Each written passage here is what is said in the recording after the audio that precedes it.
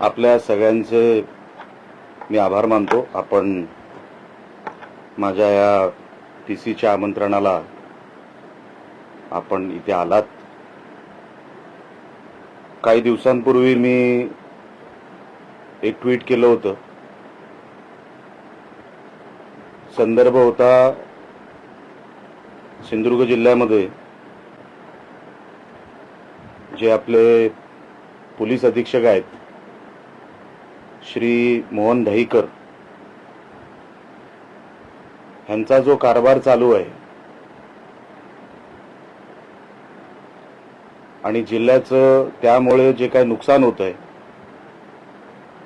मोठ्या प्रमाणामध्ये, तरुणाईचं होतंय, जिल्ह्याची आर्थिक व्यवस्था बिघडत चाललेली आहे,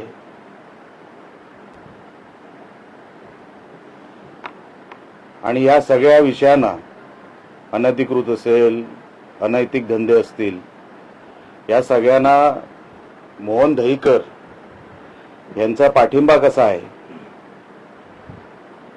असं सांगताना मी एक ट्विट केलं होतं.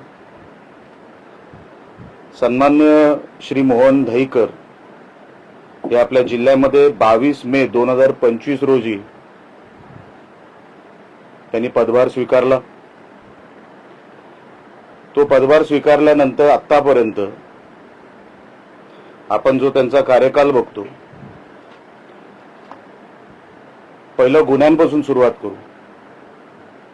सिंधुदुर्ग जिल्ह्यामध्ये साधारण आजच्या तारखेमध्ये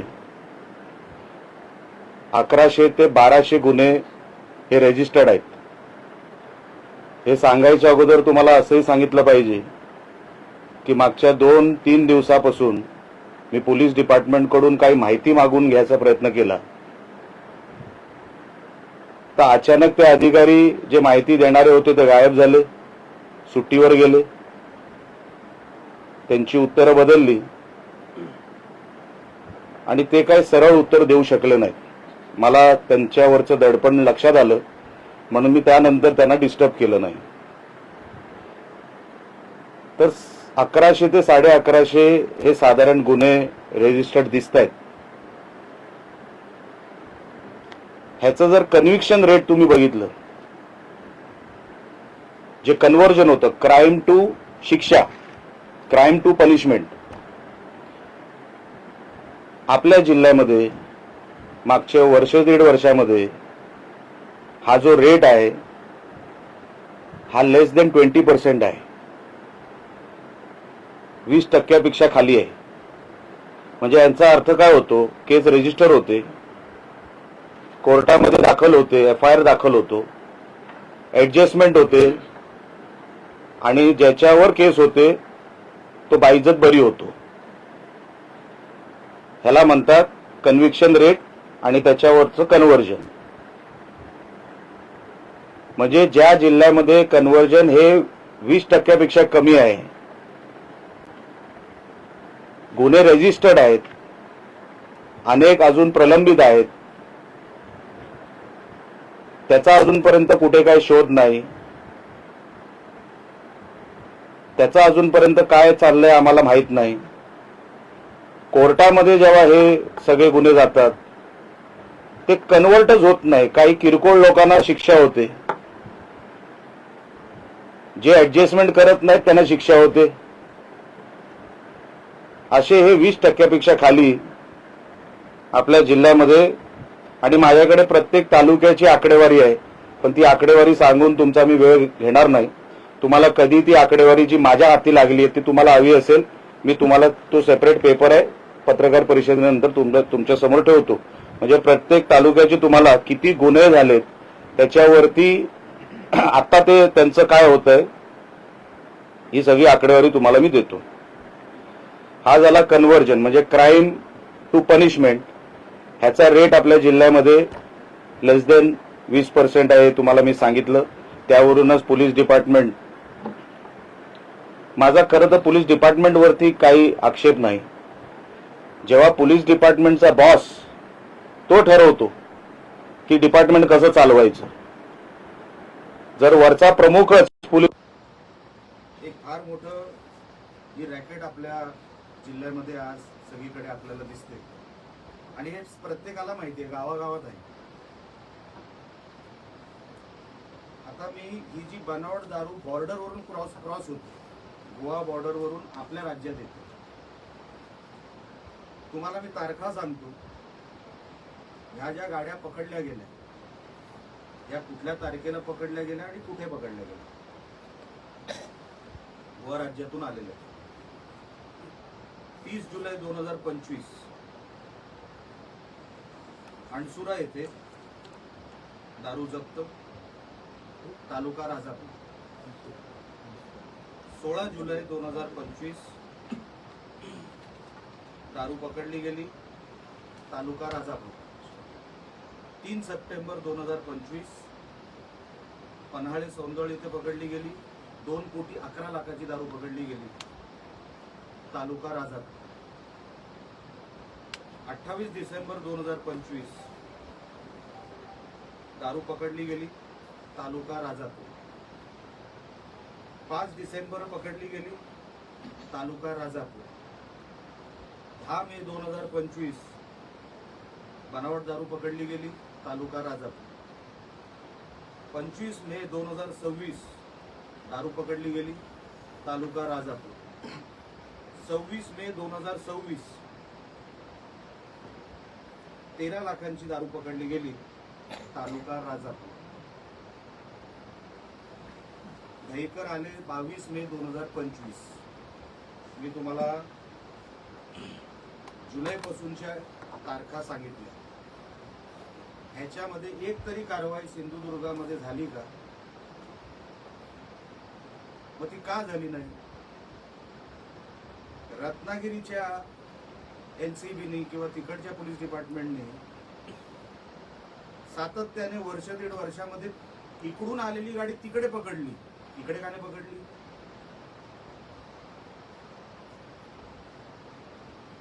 म्हणजे यांचं रॅकेट आहे. इतक्या वेळेला दारू पकडली गेली, एकदाही सिंधुदुर्गात पकडली गेली नाही मागच्या 1.5 वर्षात. ती सगळी पकडली गेली रत्नागिरीमध्ये. याचा अर्थ मी काय समजायचा? त्याच्यावर मी नंतर येईल की नेमका हप्ता किती जातो. पुढे गांजा आणि ड्रग्ज. आता गांजा आणि ड्रग्ज सप्लाय करणारे आणि त्यांच्यावरती झालेली कारवाई ही 2025 पासून ते 2026 पर्यंत कुडाळ, कणकवली, कुडाळ, मालवण, कुडाळ, पिंगोळी, कुडाळ, कवळीकट्टा ही 7 ते 8 वेळा कारवाई झाली. सकाळी पकडले, संध्याकाळी सोडून दिले, दुसऱ्या दिवशी सोडून दिले.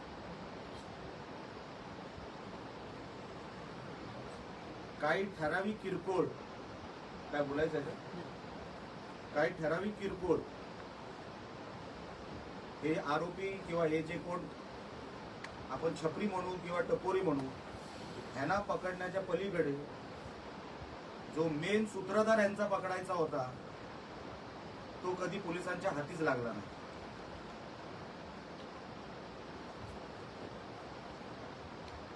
दोन 5, 15, 20 यांची ठरलेली पोरं, त्यांच्यावरच कारवाई. पण हा सप्लायर कोण आहे? कोण कुडाळपर्यंत मटेरियल आणतंय? बॉर्डर कोण क्रॉस करतंय? कुठल्या मार्गाने येतंय? समुद्राच्या मार्गाने येतंय किंवा कुठल्या घाट मार्गाने येतंय?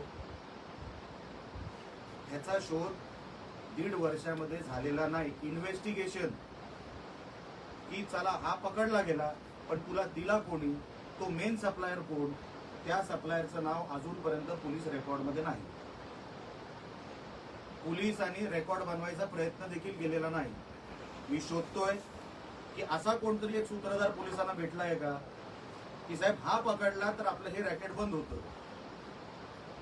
चिरीमिरी कोणतरी पकडायचे, चिरीमिरी कुठली तरी कारवाई करायची आणि दाखवायची की आम्ही कारवाई केली आहे. ह्या ड्राम्याच्या पलीकडे पोलिसांनी मागच्या 1.5 वर्षामध्ये काही केलेलं नाही. त्यानंतर आली गोहत्या. गो तस्करी.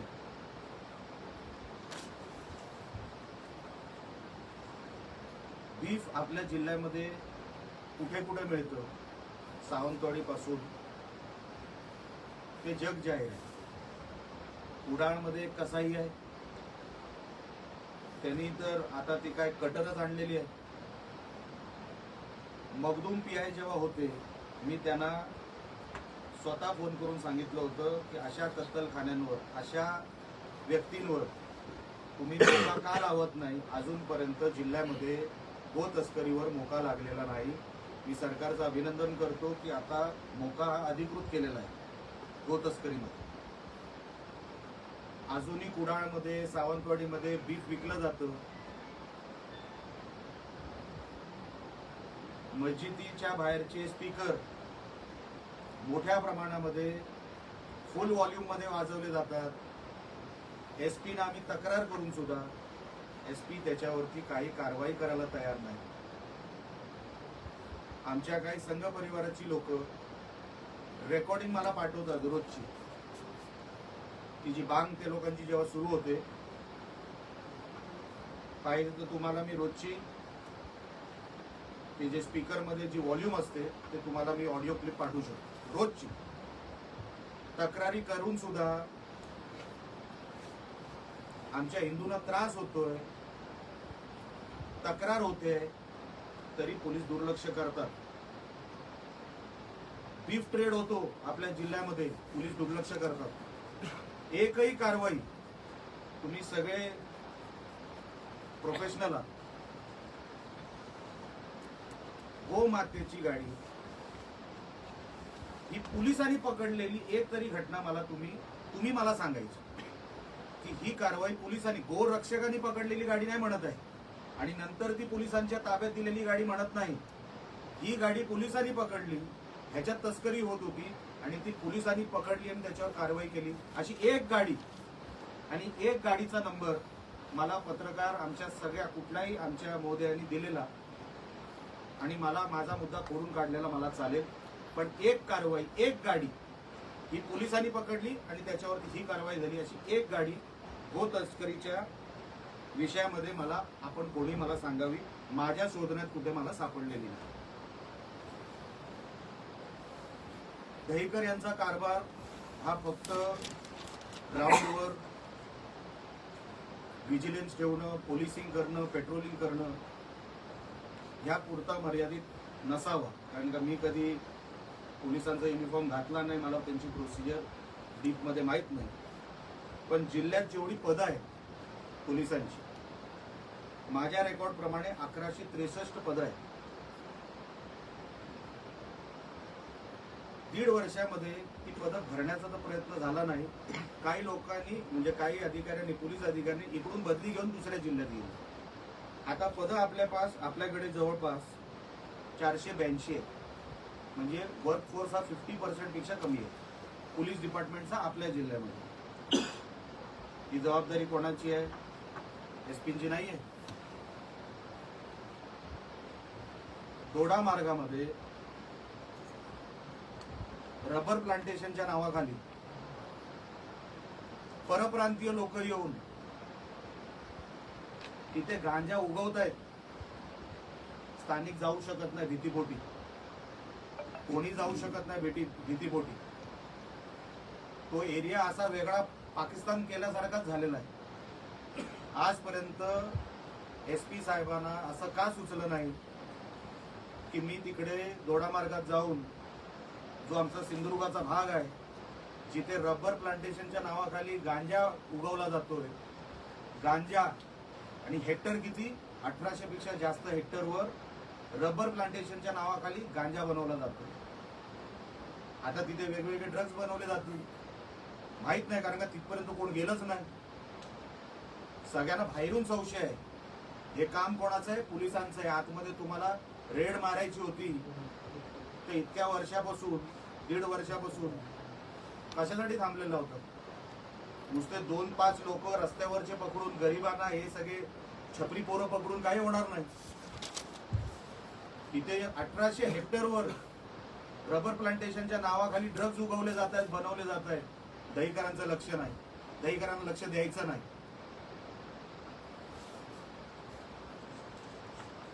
आता येतो मी LCB वर. LCB हे जे खातं आहे पोलिसांच्या डिपार्टमेंट अंतर्गत, मी काय नावं डायरेक्ट सांगणार, मला काय कोणाची भीती नाही. हे कलेक्शन मटका असेल, जुगार, दारू, ड्रग्स, तस्करी वगैरे वगैरे, हे जे काय 2 नंबरचे धंदे, या 2 नंबरच्या धंद्यांचं जे महिन्याचं इन्कम आहे पोलिसांचं, जे माझ्या सोर्सेसच्या माध्यमातून मला मिळालं, ते 2.25 ते 2.5 कोटी आहे महिन्याचे. परत सांगतो, 2.25 ते 2.5 कोटी रुपये मिनिमम, जास्त असू शकतं, कमी नाही. हे जे डुप्लिकेट दारू बनवायला जे स्पिरिट लागतं ते महाराष्ट्रातूनच गोव्यात जातं. त्याचं डायरेक्ट कमिशन किंवा त्याचं जे काय आहे 2 नंबरचं अंडर टेबल, हे SP ऑफिस. कारण का ते स्पिरिट टाकल्याशिवाय ती डुप्लिकेट दारू बनवू शकत नाही. आणि ती जाते कशाने? पेट्रोलच्या टँकरच्या माध्यमातून, कधी दुधाच्या टँकरच्या माध्यमातून, आणि मोकाट सोडली जाते. ही दिवसा होते, रात्रीची होत नाही. कुठला तरी टँकर पेट्रोलचं किंवा इतर कुठलं तरी टँकर आहे, त्याच्यातून हे स्पिरिट गोव्याला पाठवलं जातं. उघडपणे, उघड्या डोळ्यांनी आमचे SP साहेब बघतात, आणि तीच दारू रिटर्न मध्ये आमची इकडे तरुणांची पिढी खराब करते. आता मी तुम्हाला LCBचं सांगतो, आणि काय गाड्यांचे नंबर देतो रेफरन्ससाठी. जर पोलिसांनी ह्याच्यावरती ऍक्शन घेतली नाही तर मी तर ठरवलंय दर 15 दिवसांनी पोलीस विभागावरच एक पत्रकार परिषद मी घेणार. आणि जोपर्यंत हे असे निष्क्रिय अधिकारी, दहीकर, माझा आरोप हा दहीकरांवरच आहे, हे असे निष्क्रिय अधिकारी, भ्रष्टाचारामध्ये बरबटलेले अधिकारी आमच्या जिल्ह्यामध्ये मी असेपर्यंत, आणि मी ही तक्रार सन्माननीय पालकमंत्री साहेबांकडेही करणार आहे, सन्माननीय राज्याचे मुख्यमंत्री देवेंद्र फडणवीस साहेबांकडे करणार आहे, उपमुख्यमंत्री सन्माननीय एकनाथ शिंदे साहेबांकडे करणार आहे, आणि खासदार साहेबांकडे पण करणार आहे, की असे अधिकारी, मी पण युती सरकारचा एक भाग आहे, जोपर्यंत असे अधिकारी प्रशासनामध्ये असतील आपलं सरकार बदनाम होईल. आपण बदनाम होतोय या अशा अधिकाऱ्यांमुळे. ते जे आई वडील रडतात ते सरकारला शिव्या घालतात, पोलिसांना नाही घालत. म्हणून आपण सगळे, मी पण या युती सरकारचा एक घटक आहे, मी पण तेवढाच बांधील आहे या सरकारमध्ये. पण माझा विश्वास आहे या जिल्ह्याचे पालकमंत्री, सन्माननीय मुख्यमंत्री आणि सन्माननीय उपमुख्यमंत्री आणि खासदार साहेब मला या विषयामध्ये न्याय देतील, आणि अशा अधिकाऱ्याला लवकरात लवकर या जिल्ह्यातून त्याची हकालपट्टी करतील. खरं तर माझं म्हणणं आहे, अशी व्यक्ती ही पोलीस फोर्समध्येच नको, पोलीस फोर्स मधून पण यांची हकालपट्टी झाली पाहिजे, ही माझी मागणी आहे. आणि मी ती जेव्हा सन्माननीय मुख्यमंत्री साहेबांकडे आणि बाकी या सगळ्या नेत्यांकडे मी बसेन, तेव्हा मी माझी भूमिका तिकडेही मांडीन, आणि लवकरात लवकर हे असे दहीकरांसारखे अधिकारी आमच्या जिल्ह्यात नको हे मी सांगायचं काम तिकडेही करेन. LCBचं सांगत होतो. LCB मध्ये बांदा चेकपोस्ट वरून सावंतवाडी मार्गे ही दारू वाहतूक होती. आता LCB खात्याचे, मला कोणाचंही कॅरेक्टर असॅसिनेशन करायचं नाहीये, मी तुम्हाला नावाचे 2 अक्षरं देणार, पुढचा शोध तुम्ही लावायचा. LCB मध्ये हा अधिकारी कोण, किंवा शेवटचं नाव देतो. LCB मध्ये एक राठोड आहे आणि एक डिसोजा आहे. जिल्ह्यामध्ये जेवढी दारू इकडे तिकडे जी काय फिरवली जाते, पसरवली जाते, डिस्ट्रीब्युशन होतं, त्याचे हप्ते जमा करायचं काम ह्या LCBच्या 2 अधिकाऱ्यांकडे आहे प्रामुख्याने. राठोड हा SP साहेबांच्या अतिशय जवळचा आणि लाडका अधिकारी.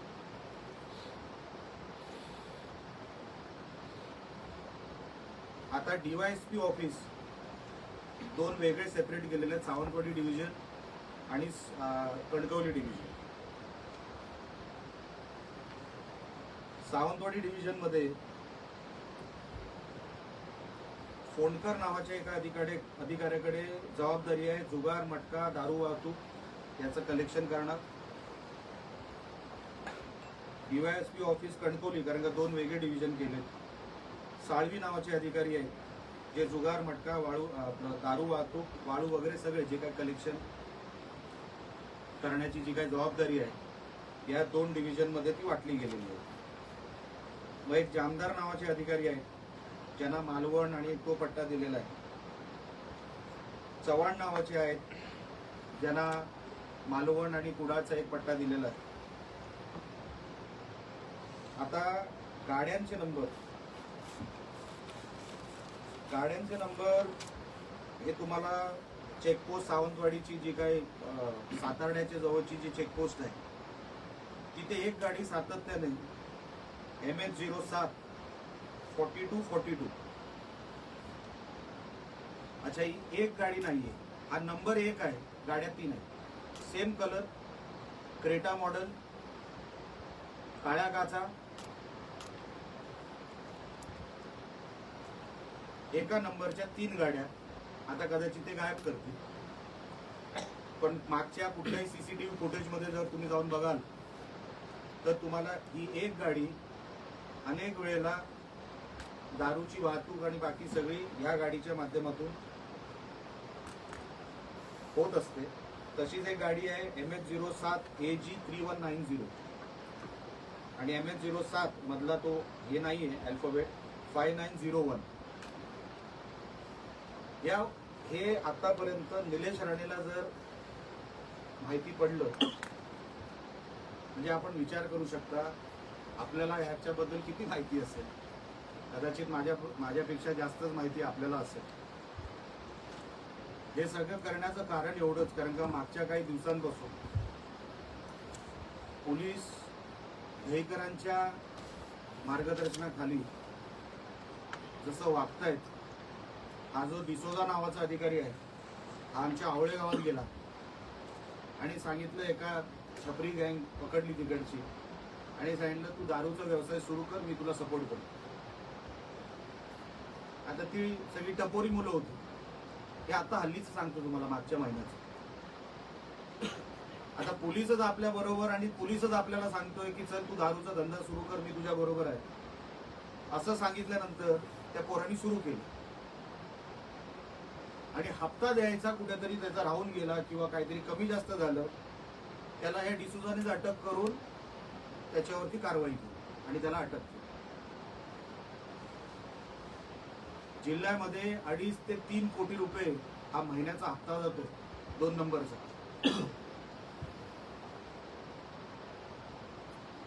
त्याचे 4 स्टेज आहेत: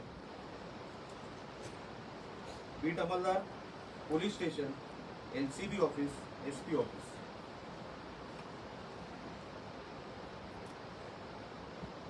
आपल्याला जिल्ह्याला कुठे घेऊन जायचं आहे हे आता पोलीस डिपार्टमेंट नाही ठरवणार. हे उघडपणे होत आहे, उघडपणे हे सगळे प्रकार चालू आहेत. ज्या पत्रकारांनी ह्याबद्दल लिहिलं काही दिवसांपूर्वी, तुला केसमध्ये अडकून टाकीन अशी धमकी देण्यात आली. आमचे सावंतवाडीचे एक पत्रकार, तू लिहितोस कसा? ती जी अरेरावी चालू आहे पोलिसांची, कशाचं कोणावरच पोलिसांचं आता नियंत्रण राहिलेलं नाही. मला वाईट वाटतं, मी या सरकारचा एक घटक असून सुद्धा मला हे सगळं बोलावं लागतं. मी जेव्हा या दहीकरांना पहिल्यांदा भेटलो, जेव्हा ते जिल्ह्यामध्ये आले, मी बुके द्यायला गेलो आणि बुके दिल्यानंतर त्यांना मी सांगितलं की साहेब अशी एक मोहीम सुरू करा ज्याच्यामुळे ड्रग्ज आणि ही दारू कायमची आपल्या जिल्ह्यामध्ये बंद झाली पाहिजे. हो मी करतो, माझा प्लॅन आहे. एक तरी मोहीम रेड मारण्याच्या पलीकडे, किरकोळ रेड आहे, या रेटनी काही होत नसतं. मोहीम चालवलेली ह्या मोहन दहीकरांनी मला तुम्ही मागच्या 1.5 वर्षात सांगायचे. कुठे मोहन दहीकर रस्त्यावर दिसले, कुठे डोंगरावर दिसले, कुठल्या चेक नाक्यावर काहीतरी त्यांना काहीतरी टीप आली, स्वतः दहीकर उतरले. कुठलं आपल्याला नैसर्गिक संकट आलं त्याच्यामध्ये दहीकर पुढे आले. हा माणूस आल्यापासून बदली मागतोय. ज्या माणसाचा मूडच नाही या जिल्ह्यामध्ये राहायचा, तो कलेक्शन करणार नाही तर मग दुसरं काय करणार आहे. म्हणून मी पालकमंत्र्यांना विनंती करणार आहे, पहिला हाकाला अशा अधिकाऱ्यांना ज्यांना कामच करायची इच्छा नाही आपल्या जिल्ह्यामध्ये. आपल्याला आठवत असेल, आपल्या जिल्ह्यामध्ये एक एसपी होऊन गेले प्रसन्ना म्हणून. जी स्पिरिटची गाडी मी तुम्हाला बोलतोय, काही ज्येष्ठ पत्रकार आहेत साहेब, तुम्हाला आठवत असेल स्पिरिटचे टँकर पकडले होते, ज्याचा उल्लेख मी केला, जे गोव्यामध्ये जातात आणि डुप्लिकेट दारू परत आपल्या महाराष्ट्रात येतात. त्या प्रसन्नानी जी कारवाई केली होती त्याच्यानंतर त्याच्यानंतर एसपी आले असतील. सौरभ अग्रवाल यांच्या अगोदर एसपी होते, त्यांना ते नवीन होते, त्यांना काहीच कळायचं नाही. हा सगळा परत व्यवस्था बसली.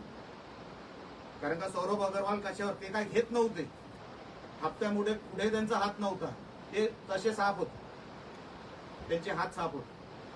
पण कशावरच नियंत्रण नाही, लक्ष नाही. हे परत सुरू झालं आणि मोठ्या प्रमाणात त्यांना लक्षात आलं. आता हा परत मार्ग उघडला. जसं प्रसन्नानी कारवाई केली होती जेव्हा ते एसपी होते, ह्यांना कॉन्फिडन्स आला की दहीकरांच्या कंट्रोलमध्ये हा जिल्हा असताना आपण ह्याच्यातला 100% ह्याच्यातला मार्ग काढू शकतो. आणि त्यांनी तो काढला. तडीपाऱ्या, किरकोळ तडीपाऱ्या, लहान 2-3 लोकांना सोडल्या किंवा राजकीय तडीपाऱ्या, मोहन दहीकरांना आमचा सहकारी, आमचा उपजिल्हा प्रमुख आनंद शिरवळकर हा मोठा क्रिमिनल वाटतो. एकमेव तडीपारी झालेली ती राजकीय. एवढे गुन्हे झालेत 1100-1200, कोणाला एमपीडा लावलेला नाही. शेवटचा एमपीडा लावला तो भूषण नावाचा एक कुडाळचा एक कुठला तरी मुलगा होता, त्याला चायनीजच्या गाडीवर लफडं झालं म्हणून त्याच्यावर एमपीडा लागला. चायनीजच्या गाडीवर मारामारी झाली म्हणून त्या भूषणला रत्नागिरी जेलमध्ये 1 वर्ष राहावं लागलं. तडीपारी लावली नाही इतक्या वर्षात, 1.5 वर्षात. एमपीडा लावला नाही. कन्व्हिक्शन रेट 20% पेक्षा खाली. मग तुम्हाला काय वाटतं, इकडे काय गुन्हेगार काय कोणाला घाबरून काय करणार? उघड करतायत, उघड चालू आहे सगळा नाच. आणि हे बघवत नाही, हे कुठेतरी थांबलं पाहिजे. जोपर्यंत मोहन दहीकरांसारखे अधिकारी आपल्या जिल्ह्यात असतील तोपर्यंत हे गुन्हेगार असेच मोकाट, असेच आनंदात आणि समाधानाने त्यांचा कारभार करतील, पैसे कमवतील. आणि आपल्या इकडचे तरुण ड्रग्सच्या आहारी जाऊन, दारूच्या आहारी जाऊन त्यांचा जीव जाणार, आई वडील टेन्शनमध्ये, त्यांचं जीवन खराब. हे सगळं पोलीस कंट्रोलमध्ये आणू शकत होते, पण त्यांनी 1.5 वर्षामध्ये का आणलं नाही मला माहित नाही. मी माझ्या आमदारकीचा कार्यकाळ बोलू शकतो, त्याच्या अगोदरचा कार्यकाळ मी काढलेला नाही. तो जर पाहिजे असेल तोही तुम्हाला देईन. पण दहीकर इथून जाईपर्यंत निलेश राणे पाटलाग सोडणार नाही. मी स्टिंग ऑपरेशन पण करतो, स्टिंग ऑपरेशन पण करणार पोलीस डिपार्टमेंटच्या विरोधात. जोपर्यंत दहीकर इथून जात नाही, सुधरत नाही, तोपर्यंत माझी कारवाई माझ्या पद्धतीने मी चालू ठेवणार. मग ते पत्रकार परिषदेच्या माध्यमातून असेल किंवा रस्त्यावरती असेल, मी अशा अधिकाऱ्यांना जिल्ह्यात स्वस्त बसू देणार नाही. म्हणजे नाही, ही माझी भूमिका आहे. आपण ह्याच्यावर आणि इतर कुठल्याही विषयावर विचारायचं असेल तर विचारू शकतो. पोलीस बोलताना तालुक्यात बांद्यामध्ये आजचे सरपंच बांदा ठाण्यात गेल्यानंतर तक्रार दाखल करायला गेल्यानंतर पोलिसांनीच व्हिडिओ व्हायरल झाला. पोलिसांनीच म्हटलंय मर्डर करून या. आणि तो व्हिडिओमध्ये एक अरेरवीची भूमिका पोलिसांची तिथे दिसते. मी सांगतोच आहे ना तुम्हाला की सरकार साहेब, इथे काय भक्तच चालू आहे.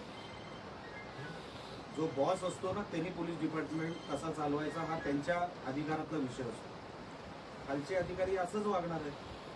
त्यांना सिरियसनेस कुठे आहे? आज महिन्याचे एवढे पैसे मिळत आहेत तुम्हाला 2 नंबरच्या माध्यमातून, तुम्ही ड्युटी कशाला कराल? कशाला कोर्टामध्ये तुम्ही आयो म्हणून तुम्ही प्रेझेंटेशन कराल किंवा फाईट कराल?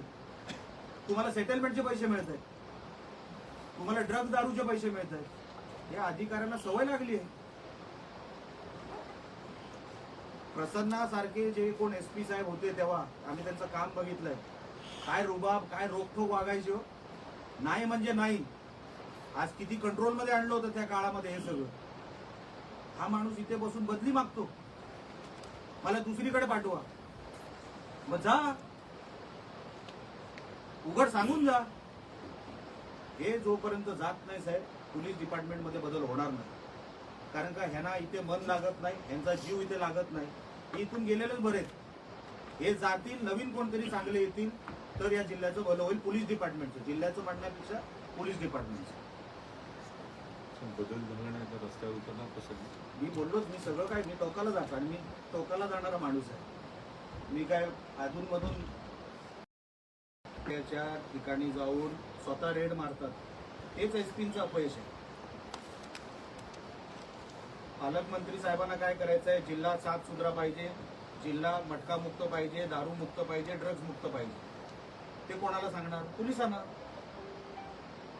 आता ह्यांना